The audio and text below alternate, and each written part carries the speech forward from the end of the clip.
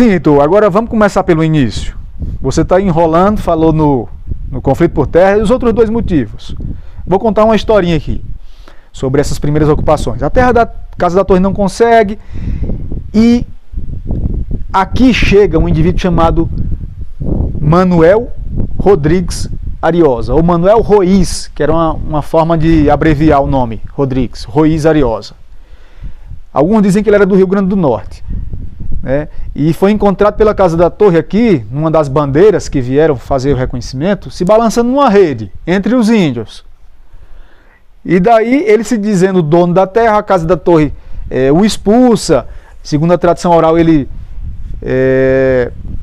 adentrou com ação judicial pela reintegração, né, da posse dessa terra aqui, do sertão do Cariri Novo, em relação à torre, né? Só um detalhe: a torre, ela consegue tomar posse de todo o entorno da Chapada, mas só não consegue do vale do sertão do Cariri, dessa faixa que está entre a Chapada e do lado cearense, na verdade, da Chapada. Então, essa porção a torre não consegue tomar posse, mas do resto ela consegue. Certo? Então essa resistência indígena, ela vai se dar mais aqui. Sim, então o Manuel Rodrigues Ariosa, pela documentação da Casa da Torre, na verdade não foi o primeiro, o que contraria a tradição oral. Por quê? Um indivíduo chamado João da Maia da Gama, que era um português que estudou filosofia lá em Portugal e depois foi lutar na Guerra de Restauração da Índia, ele, depois de levar um tiro de caitoca, que era uma espécie de trabuco, ficou muito adoentado e retornou para Portugal. Como ele era um homem de letras e de armas, muito capacitado, a coroa portuguesa achou nele um indivíduo perfeito para vir administrar uma capitania aqui no Brasil. Primeiro o impulsou como governador, capitão-mor da Paraíba, no começo do século XVIII. Depois o transferiu para a capitania do Maranhão, o Grão-Pará. E lá esse indivíduo teve que, depois de exercer todo o seu papel, né, que ele teve uma participação importante, inclusive na Guerra dos Mascates, né, fazendo a repressão, ele é enviado, é ordenado a ele, lá de Portugal, que ele retornasse ao reino. E ele, quando começa a se retirar a cavalo, com sua equipe, né, ele vai passando pelas capitanias até chegar em Pernambuco, onde ele ia tomar uma embarcação para ir para o reino, para Portugal. No caminho, o rei ordenou que ele também fosse apurando sobre os conflitos ocorridos nesses lugares, principalmente no Ceará, nessa guerra que houve no ano de 1724, em agosto de 1724, pelo menos o ápice. E quando ele chega aqui, ele vem marchando e chega aqui, atravessando a fronteira do Piauí com o Ceará, já na região norte, ele toma conhecimento desse conflito e chama as testemunhas oculares e testemunhas também que diziam ouvir falar do fato. Então ele vai entrevistar diversas testemunhas e vai apurar o seguinte sobre esse conflito de 1724. Segundo as testemunhas, o primeiro indivíduo a peticionar a terra aqui foi um baiano pobre chamado Antônio de Brito, que, como não tinha dinheiro suficiente, capital suficiente para ocupar a terra, ele fez sociedade com Manuel Rodrigues Ariosa, do qual eu acabei de falar. E então o Brito se instalou na Cachoeira dos Cariris, isso por volta de 1703, no ano de 1703, e doou uma gleba de terra ao sócio, uma sesmaria, que foi aonde? Foi na Lagoa dos Cariris. É um indicativo que quando eles chegam aqui nessa região, os cariris habitavam esse lugar, mas não com exclusividade. Na Lagoa dos Cariris está hoje ali mais ou menos o sítio São José, entre Crato e Juazeiro, a divisa. Próximo a... Eles citam muito também o rio Carité, né, como lugar de ocupação do Ariosa, que é Juazeiro. Que eram chamadas também de porteiras de dentro. Isso, exatamente, porteiras de dentro, para se distinguir das porteiras de fora, que ficam localizadas próximo ao município de Brejo Santo, de Jati. Ali tem porteira... Já chegando na Serra do Simão, aquela região ali. Que hoje forma o município Porteiras, né? Que eram as porteiras de fora. Então, O Antônio de Brito começou a colocar seu gado, o Manuel Rodrigues Ariosa também trouxe gado para aqui. Há registro de os índios expulsarem eles, pelo menos o Ariosa, em 1706, tentar matar o gado dele, né, para que não se efetivasse a ocupação. O fato é que, nesse período, não se sabe ao certo o ano, segundo esses depoimentos dados ao João da Maia da Gama, o Ariosa solicita ao Brito mais terra para criar seus gados. E o Brito não aceita ceder mais terra a ele, ao sócio. Então o Ariosa manda um escravizado seu, um negro, matar o Brito e coloca a culpa nos índios calabaças. Era comum a rebelião indígena, a resistência indígena na época, então ele se aproveita disso, naquele contexto, e diz, foram os índios que mataram ele. E fica senhor dominando todo o Vale do Cariri, os territórios que hoje assambarcam Crato, Juazeiro, Barbalha, Brejo Santo. Então tudo se tornou praticamente terra desse Manuel Rodrigues Ariosa. Ocorre o seguinte, que esse Rodrigues Ariosa, ele não permanece aqui. Ele deixa um procurador, salvo engano, o nome dele era Duarte Lopes, que residia aqui próximo. E o Ariosa se retira desse chão. Dois indivíduos ficam sabendo disso, um chamado Lourenço Alves Feitosa, que já estava passando por Icó, né, nos arraiais que haviam sido montados lá, pelos montes, e um outro indivíduo chamado Antônio Mendes Lobato, os dois vindo lá das margens de São Francisco, um de Contiguiba e o outro de Penedo. Então lá do Icó eles ficam sabendo desse conflito, né? Esses bulhos, usurpação por terra, e sabem que o Ariosa não havia permanecido aqui. Então eles migram para cá para tentar ocupar a terra. Só que o procurador do Manuel Rodrigues Ariosa se opõe a isso e diz, olha, vocês não vão ocupar a terra senão através de arrendamento. Era o comum na época, esse instituto do arrendamento. E aí o Lourenço e o Antônio Lobato combinam o seguinte, olha, Lourenço, nós vamos arrendar aqui essa terra, vamos fazer esse contrato em seu nome, esse documento, e quando o Manuel Rodrigues Ariosa falecer, nós vamos peticionar toda essa terra aqui como terra devoluta, desaproveitada, desabitada, desocupada, porque eram requisitos para a petição sesmarial na época. Isso é, inclusive, um indicativo de que o Manuel Rodrigues Ariosa, nesse período, já teria uma idade considerada avançada para o padrão da época, ou vivia em uma condição de saúde delicada, né? Porque para eles terem ventilado a possibilidade da morte dele, é porque se tratava de como é que eu lhe digo? Um contexto visual, uma coisa que não tinha se realizado ainda, mas que poderia se concretizar brevemente. Sim, Roberto, ou então uma enfermidade grave, né? Ele fosse portador, é verdade, com certeza. Então, quando é o ano de 1716, um documento indica que o Ariosa já era morto, né? E daí começa uma rivalidade entre o Antônio Lobato e o Lourenço, que estavam mancomunados, né, associados para fazerem esse esbulho. O Antônio Lobato chega para o Lourenço, aos Feitosa, e diz, Lourenço, agora eu quero minha parte da terra, segundo o nosso combinado. E o Lourenço então se recusa a entregar essa cota parte do Antônio Lobato, seguindo o argumento de que ele havia sido arrendatário, então as terras estavam sob a posse dele. O que é que o Antônio faz? O Antônio Lobato migra e vai falar com os herdeiros do Antônio de Brito, baiano pobre, do qual eu falei, e compram o direito à terra, né?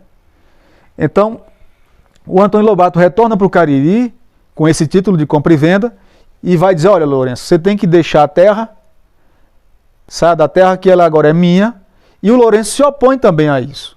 Então ficam os dois, cada qual com esse seu título, né, de aquisição e outro de arrendamento da terra sem querer, disputando o território. Quando é em 1719, eles já estavam engalfinhados, estavam já em armas, já estavam brigando, né, a luta armada.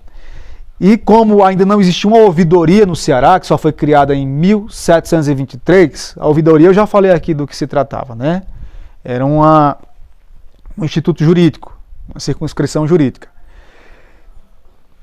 O Ceará, a capitania do Ceará, estava ligada à capitania da Paraíba no que remete a assuntos jurídicos.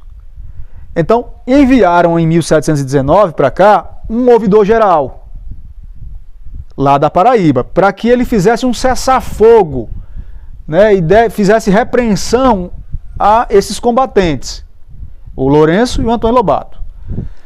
Então, eles assinarem um cessar-fogo, estipulando cláusulas que apenavam em 4.000 cruzados quem voltasse primeiro a pegar em armas, na perda das terras para quem, né, infringisse esse acordo e outros mais.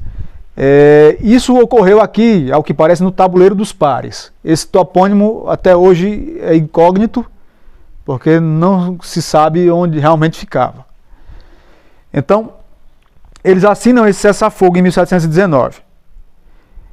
Só que aí vem um outro problema, que é onde eu vou entrar nas outros dois motivos do conflito.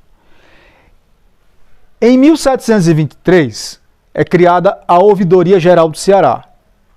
E o primeiro ouvidor a tomar posse foi um indivíduo bacharel em Direito chamado José Mendes Machado.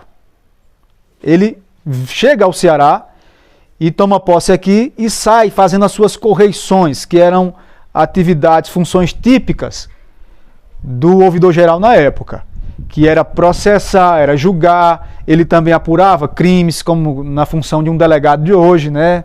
Como se formasse um inquérito. Então ele tinha esse poder. E além do mais, ele era responsável pelo recolhimento de impostos e tributos. Era o fisco, era uma espécie de coletor de impostos.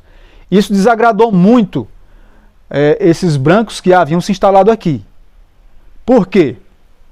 Primeiro que ele estava investigando crimes de homicídio e furto de gados, e que várias pessoas da elite agrária aqui na época estavam envolvidos, inclusive os Montes, que haviam matado a própria mãe por dinheiro. A Leonor de Montes, por exemplo, ela é ancestral inclusive dos Augustos, de Lavras da Mangabeira. Ela havia prometido deixar, eu acho que em testamento, uma fortuna para um padre. E daí 2 de seus filhos, com 2 genros, se associaram para assassinar essa senhora e terminaram consumando o fato. Isso próximo a 1716. Isso para evitar a doação do dinheiro ao padre. Perca de capital para a igreja. Isso, exatamente. E foi um fato isolado? Não, outros crimes haviam sido cometidos. Aqui, a Ribeira do Jaguaribe, como eu já disse, assambarcava o sertão dos Cariris, ela tinha fama de haver muito homicídio. Falavam-se em mais de 600 homicídios. Então, esse ouvidor, ele vai apurando esses crimes e também vai coletando os impostos. Alguns dizem que a cobrança às vezes era abusiva, tanto das custas judiciais como também dos tributos. E a elite aqui, alguns eram famílias fidalgas, né, abrazonadas e com uma arrogância peculiar. E se rivalizaram com a autoridade do ouvidor geral. Dizem que apelidaram ele de o Tubarão. Por que o Tubarão? Porque ao coletar o fisco, seria próximo, semelhante a uma dentada de um tubarão, né, bem grande, nos bens particulares dessa gente. Então, ele era apelidado de o Tubarão, e outra maneira de ridicularizá-lo era dando palmatoadas nele, segundo a tradição oral. Aí já não é o depoimento das testemunhas, né? É a tradição oral. Diziam que os Montes, principalmente, faziam algumas perguntas a ele, da seguinte maneira: qual ave dá leite quando cria? É uma expressão que a gente encontra na época, já usada por Bocage, né, recorrente lá em Portugal. uma adivinhação. E a resposta seria, na época, o morcego, que eles consideravam ave, né? Nessa taxonomia, classificação da época. E então, quando o ouvidor geral não respondia ao certo, eles pegavam a palmatória e batiam na mão dele. Mas eu acredito que isso tenha sido só folclore, né? Para demonstrar o poderio dos montes e os Mendes Lobato, que eram primos na época. Então, esse ouvidor geral vai cair na antipatia dessa elite agrária. E essa elite vai formar a chamada tropa do povo, já com a intenção mascarada de dar ao movimento um sentimento coletivo, uma motivação coletiva, a mobilidade do todo, do povo, porque povo na época representava aqueles que não faziam parte da elite da nobreza. Então chamam de tropa do povo, ela é composta principalmente por 400 índios retirados do litoral, Parangaba, Messejana, Caucaia, e também coagindo outras pessoas que moravam no sertão a adentrar o movimento. Para quê? Para rasgar os processos do ouvidor, ficarem isentos da penalização, né, segundo a lei, não pagarem impostos e tinham entre esse plano matar ou expulsar esse ouvidor geral, José Mendes Machado.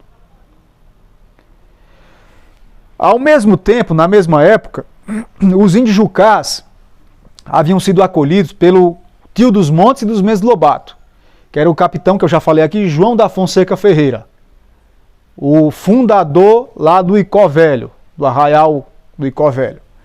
Arraial era um termo que significava agrupamento de pessoas, de indivíduos ligados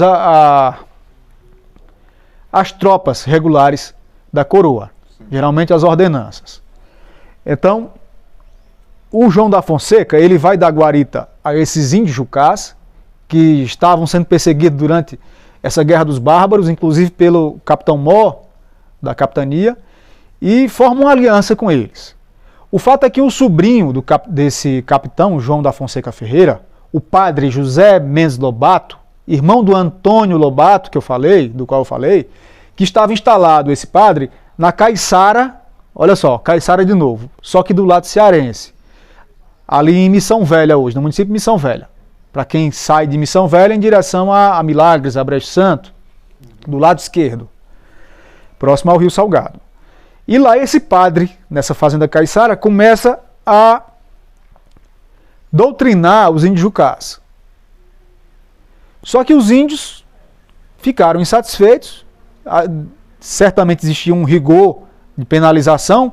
O padre José Mendes Lobato, ele era um padre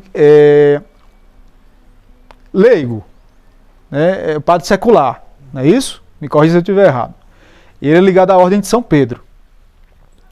E então, esses índios começam a fugir dessa missão lá do padre, que é a primeira missão que vai dar origem depois ao nome Missão Velha.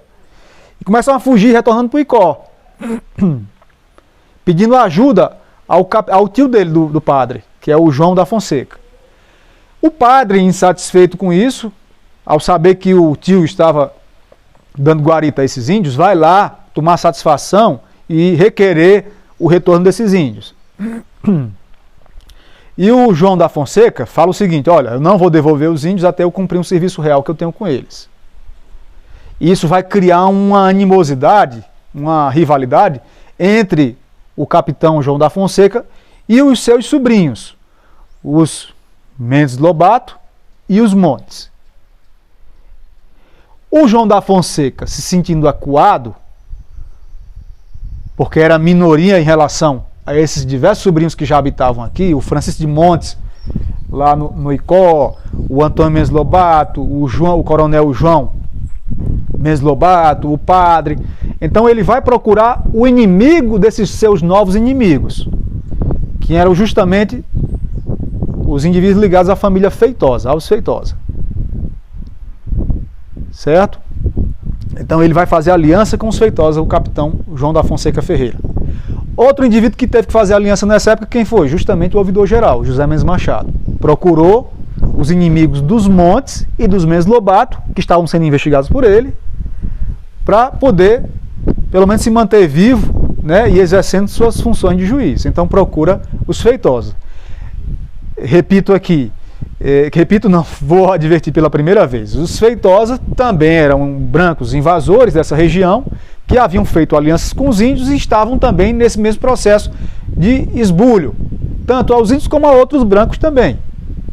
Era cobra engolindo cobra aqui, não existia indivíduo bonzinho, tem que ser realista. E então, esses Feitosa ganham 12 aliados, contra os Montes e os Mendes Lobato. O capitão João da Fonseca Ferreira e o ouvidor-geral José Mendes Machado. Ou seja, a segunda maior autoridade da capitania havia se aliado com esses grupos aqui em conflito por terra. E por que os Montes haviam entrado em conflito com os Feitosa? Justamente por via de seus primos, os Mendes Lobato, como eu falei, do Antônio Mendes Lobato ter comprado a terra aos herdeiros do Antônio de Brito e ter se rivalizado com Lourenço Alves Feitosa. Então, daí se monta esse contexto belicoso e vai haver sempre, desde 1716 aproximadamente, ataque, vinganças de parte a parte. Agora, não numa escala que era considerada já guerra civil, porque isso só passa a ser assim reconhecido em agosto de 1724, quando a dita Tropa do Povo, engendrada pelos Montes e os Mendes Lobato e outras famílias da elite aqui, eles vão trazer esses índios marchando a pretexto de fazer requerimento ao ouvidor-geral que já estava instalado aqui no Cariri, nessas suas correições. Porque administrativamente a capitania do Ceará estava dividida em 3 grandes circunscrições. A Ribeira do Acaraú, a Ribeira do Jaguaribe e a Ribeira do Ceará. Tanto é que até o século XIX era comum se dizer que quando ia a Fortaleza ou a Quirais, estava indo ao Ceará, o indivíduo já dentro da capitania do Ceará. É porque se referia à Ribeira. Então, já tendo feito correição nessas 2 ribeiras, do Ceará, do Acaraú, o ouvidor-geral se encontrava aqui, justamente no sítio Caiçara, atualmente Missão Velha. E lá nesse sítio Caiçara, ele estava dentro de uma estacada de pau em roda e uma edificação no meio. Alguns falam em torre. Torre é quando a edificação tinha mais, além do térreo, um patamar a mais. O primeiro piso, E o primeiro piso, isso. Então, estando lá dentro, a tropa do povo veio fazer esse requerimento, a pretexto, de quê? Segundo o povo, eles vinham pedir ao ouvidor-geral que rasgassem os processos, que ele estava apurando, investigando, e os Montes vieram conjuntamente, mas simulando, como se não tivesse ligação com a tropa do povo. Também chegaram ao mesmo tempo, na Caiçara, do lado de fora da estacada, solicitando cartas de seguro. E o que eram cartas de seguro? Era uma espécie de habeas corpus preventivo, como nós chamamos hoje no direito. Então eram as cartas de seguro. Os Montes chegam com os Mendes Lobato, dizem que algumas testemunhas fazem o requerimento ao ouvidor-geral e ele não responde. Outros dizem que os Montes já chegam com a má intenção de atacar, em simulação com a tropa do povo, que também vai se estabelecer vizinho à estacada. O ouvidor-geral não permitiu a entrada deles. E daí, quando eles começam a tirar as selas dos cavalos, levando vultosas quantias em dinheiro, na ocasião, dizem que o Antônio Mendes Lobato, na ocasião, estava levando 600 mil reais numa canastra. 600 mil reais dava para comprar 2 ou 3 fazendas formadas por uma data de sesmaria. Cada uma formada por uma data de sesmaria. Então era um valor incomensurável na época. Comensurável não, era um valor vultoso, substancial. Então, o que ocorre? Antes um pouco de chegar a tropa do povo, ela havia encontrado o coronel Francisco Alves Feitosa, que era irmão do Lourenço Alves Feitosa. E esse indivíduo estava indo para o forte, para a fortaleza, entregar alguns presos a mando do ouvidor-geral. do seu aliado. E na ocasião, a tropa do povo com a qual ele encontrou não estava reivindicando apenas o conflito e com os Feitosa pela devolução de terras, mas ali era pelo fim dos processos, pelo menos o comandante dessa tropa do povo. E na ocasião solicitou que o Francisco adentrasse a tropa para ir pressionar o ouvidor-geral. O Francisco, no momento, para poder se salvar, que era a minoria, prometeu que entregaria o seu filho, que era homônimo, Francisco Carlos Feitosa, e um genro, que era o sargento-mor Francisco Ferreira Pedrosa, que foi um dos ocupantes aqui de Santana do Cariri, e que, ao entregar esses presos no forte, retornaria para se coligar à tropa do povo e fazer pressão também no juiz. Ou seja, ele utilizou dessa artimanha para poder escapar naquele momento. Até porque se ele dissesse que seria contrário, ele ficava por lá mesmo, né? Poderia até ser morto, né? E enquanto que seu irmão Lourenço já estava aqui na companhia do ouvidor-geral, né, apurando esses processos.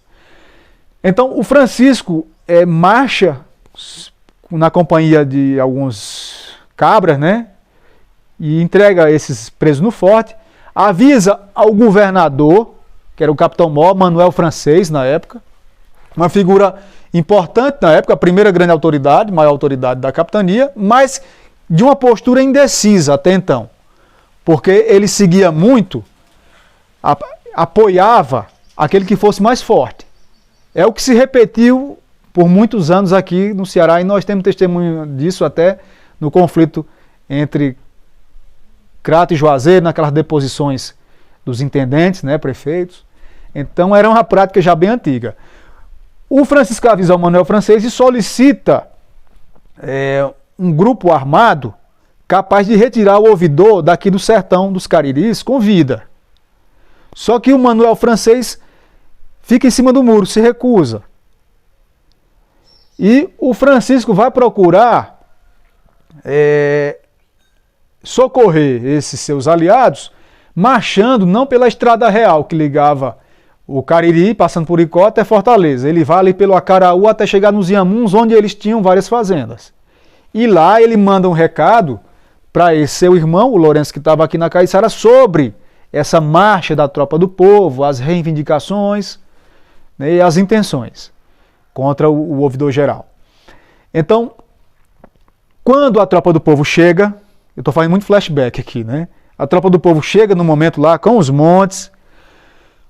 O filho do Francisco, como eu disse, que havia adentrado simuladamente a tropa do povo, ele dá perna ao cavalo, segundo as testemunhas. Dá perna ao cavalo é sair chicoteando o cavalo, correndo, e adentra a Caiçara rapidamente, e daí já dá um grito de luta, né? Um aviso já de combate. E começa o tiroteio. Nesse interstício, segundo as testemunhas, o Francisco também, depois da sua marcha, já estava lá na companhia, dentro da Caiçara, na companhia do ouvidor. Dentro da Caiçara estavam aproximadamente 150 a 200 pessoas, enquanto que fora tinham mais de 400. Só que quem estava dentro, o capitão João da Fonseca Ferreira, o ouvidor-geral, os Feitosa, os índios genipapos, é importante isso, né, que os índios eram a mano militar principal da época, eles eram quem conhecia o território, eram eles quem possuíam armas mais eficazes, apesar de não serem de fogo, né? E estando aquartelados, entrincheirados dentro da Caiçara, tiveram vantagem nesse momento. Uma testemunha ainda cita uma frase dita pelo Francisco na época, durante o tiroteio, que foi: viva o grito de guerra, viva el ouvidor. É até uma herança da União Ibérica, né, algo meio castelhano. Viva el ouvidor e morram os traidores. Ou seja, ali também ele tinha um discurso de que estava lutando pela oficialidade, pela coroa portuguesa. Como uma tropa legalista. Como uma tropa legalista. E sabendo que na época era muito comum, além da ordenança, como eu já falei, esses capitães, coronéis da ordenança formarem tropas informais, que depois vão dar origem ao cangaço, né, botando cabras, escravizados, índios, né. Então começa o tiroteio E ao final dele, a tropa do povo vai debandar com os montes, porque não estavam entrincheirados, como eu falei, apesar de serem maioria. E os feridos se espalham, alguns dos feridos vão se banhar no rio.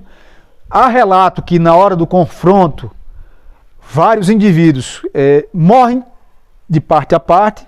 Os que têm maior patente, vestindo seus fardões, ao caírem no campo de batalha, eles tinham suas fardas arrancadas pelos índios que desejavam possuir aquele tecido ali, né, do fardão, os botões de ouro.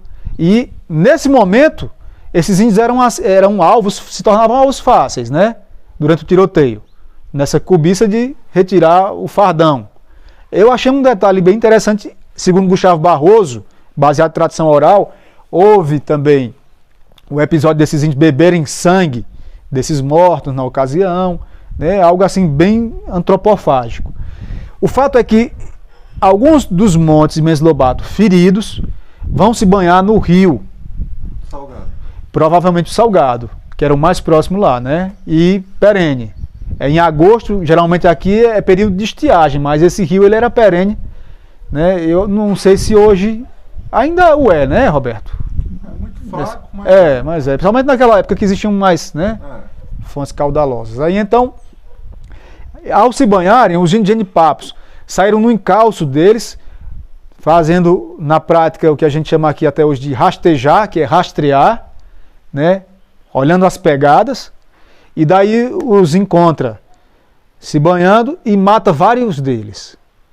Que isso foi o que muito agravou na época a guerra, porque existia o Instituto da Vingança. Era uma prática não só do português que havia ocupado aqui, né, mas também o índio, ele existia um culto à vingança. Tanto os tapuias, o grupo genérico, né, como também os tupis. Então, depois de sair em debandada, a tropa do povo ela se espalha, mas volta a se reunir em diversos núcleos, se subdivide e vem utilizando a estratégia da guerrilha, algo já adotado pelos índios e aprimorado durante a Guerra Holandesa. Detalhe, vários indivíduos desses que estavam ocupando aqui, invadindo os brancos, eles descendiam de pessoas que haviam lutado nessa guerra holandesa e, claro, tinham todo esse conhecimento bélico, né? Eu vou dizer aqui, luso-ameríndio, sobre guerra, né? Guerrilha, a Guerra Brasílica. Então, como a tropa do povo era maior e agora subdividida, e a do ouvidor geral era menor, eles resolveram bater em retirada e procurar ajuda perante o Tribunal da Relação, que ficava na Bahia. Esse Tribunal da Relação era a maior instância jurídica daqui do Brasil colonial. Era uma espécie de STF hoje. Então, a tropa do ouvidor geral se retira, também subdividida em grupos, né, em guerrilhas. Houve muito confronto no Arraial dos Padres, que ficava ali no Arraial do Meio, que hoje é Arraial do Meio. Ali existia uma edificação dos padres, salvo engano, ou carmelitas ou beneditinos, né? Isso hoje município de... É Missão Velha. Acho que você já fez uma visita lá ao Arraial do Meio. Então, vão ocorrer vários confrontos. Isso se espalha por quase toda a capitania, né? A gente encontra marcha desses indivíduos para o Banabuiú, marcha para Precabura, Cascavel. Então era um vai e volta constante, até porque eles estavam procurando sempre ali conseguir o apoio do governador, que era fundamental. Era ele quem tinha a lealdade das tropas formais e informais. Era ele quem comandava as ordenanças, e as ordenanças comandavam os índios, né, aldeados. Era a mão militar. Então, a tropa do juiz se retira em direção ao sertão dos Inhamuns, que é aqui vizinho ao Cariri, com a ideia de passar para o Piauí, onde eles teriam apoio em Oeiras, que terminou sendo mais na frente a capital do Piauí por algum período. Então eles tinham uma aliança lá. Então eles migram para o Inhamuns, a tropa do povo vai acompanhando eles, perseguindo.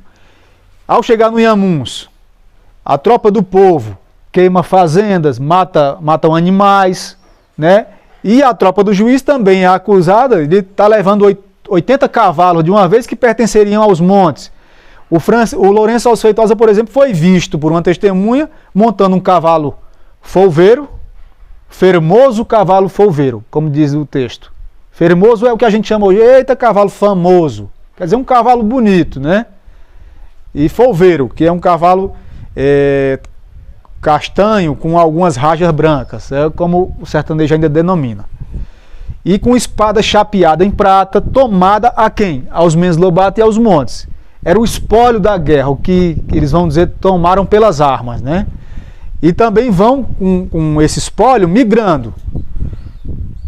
Atravessam o Inhamuns, passam para o Piauí, do Piauí eles migram para a Bahia e falam com os desembargadores lá.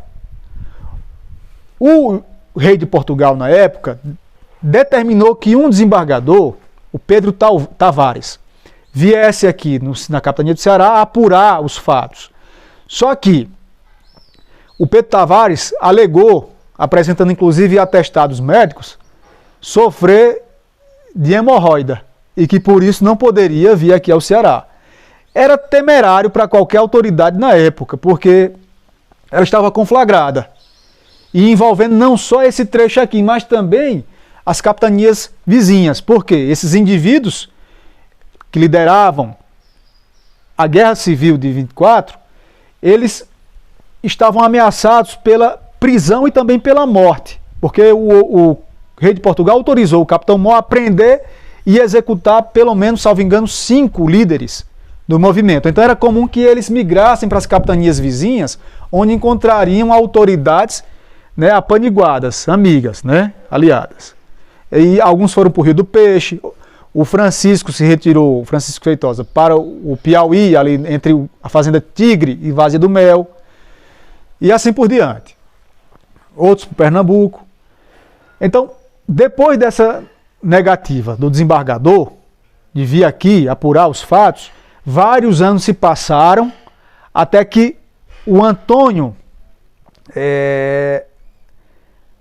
um desembargador chamado Antônio Machado, que havia sido ouvidor-geral lá no Piauí, viesse e apurasse os fatos ocorridos. Isso por volta de 1731, veja só.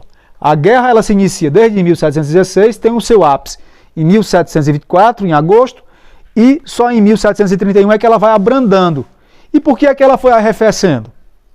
Foi perdendo a sua força, depois de tanta morte, tanta vingança, porque o rei de Portugal, prometendo apenar, como eu disse, essas lideranças, causou temor desses indivíduos na perda dos bens, da liberdade, perda da vida, em se aliarem, os próprios inimigos se aliarem para requerer ao rei um perdão geral.